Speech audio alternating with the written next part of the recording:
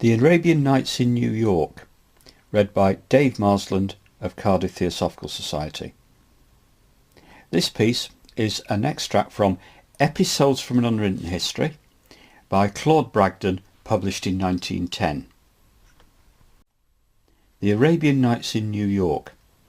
Supernal wonders, romantic adventures in an appropriately romantic setting make their due appeal to the imagination, but to the true connoisseur in such matters the element of surprise and contrast is lacking. Knights and undines are the natural denizens of medieval forests. Indeed, when one comes to think of it, no enchanted realm is complete without its enchanters. But what say you, O romance lover, to Mahatmas and nature spirits at the corner of 8th Avenue and 47th Street? Yes, in a New York flat with a steam radiator in every corner. Here we have a high power of romance, the true romance, the spirit of the world engaged in building new temples for its worship amid the fopperies of the town. At the Lamasery, the Theosophical Society's headquarters in those early days, where lived the two founders, there were phenomena fresh every hour or nearly. I will not arouse the latent scepticism of the reader by attempting to describe these happenings. If he cares for details, he may glean them from old diary leaves and other contemporary chronicles, but one extraordinary incident I must narrate, because it is important in the history of the society, and because it gives a glimpse, indeed a full-length portrait, of one of the prime movers, not the founders before the world, but the true founders, the men behind. On a certain night, the Theosophical twins had finished their evening's work on Isis. HPB had retired to her room, and the Colonel had sat him down to a pipe and to Stephen's travels in Yucatan. Nothing in the evening's incidents had prepared him for any marvel, his mind being bent solely on his book. All at once, as he read, there came a gleam of something white in the right-hand corner of his right eye. Let him describe what followed. I turned my head, dropped my book in astonishment, and saw towering above me in his great stature an Oriental clad in white garments and wearing a headcloth or turban of amber-striped fabric, hand-embroidered in yellow floss silk. Long raven hair hung from under his turban to the shoulders. His black beard, parted vertically on the chin in Rajput fashion, was twisted up at the ends and carried over the ears.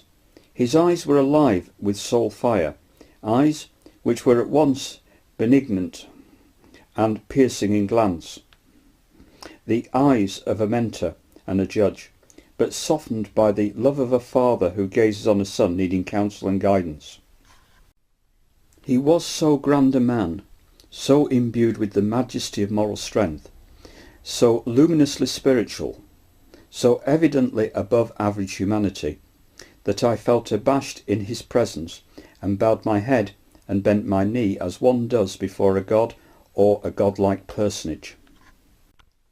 A hand was lightly laid on my head, a sweet though strong voice bade me be seated, and when I raised my eyes, the presence was seated in the other chair beyond the table. He told me he had come at the crisis when I needed him, that my actions had brought me to this point, that it lay with me alone whether he and I should meet often in this life as co-workers for the good of mankind, that a great work was to be done for humanity, and I had the right to share in it if I wished, that a mysterious tie, not now to be explained to me, had drawn my colleague and myself together, a tie which could not be broken, however strained it might be at times. He told me things about HPB that I may not repeat, as well as things about myself that do not concern third parties. How long he was there I cannot tell. It might have been half an hour or an hour. It seemed but a minute, so little did I take notice of the flight of time. At last he rose.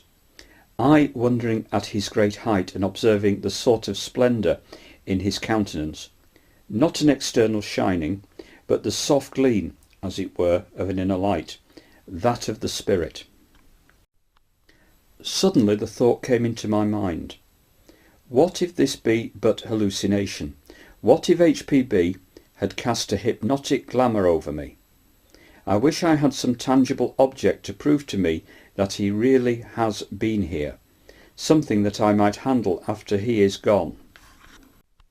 The master smiled kindly as if reading my thought, and twisted the fater from his head, benignantly saluted me in farewell, and was gone. His chair empty, I was alone with my emotions. Not quite alone, though, for on the table lay the embroidered headcloth, a tangible and enduring proof that I had not been overlooked or physically befooled, but had been face to face with one of the elder brothers of humanity, one of the masters of our dull pupil race.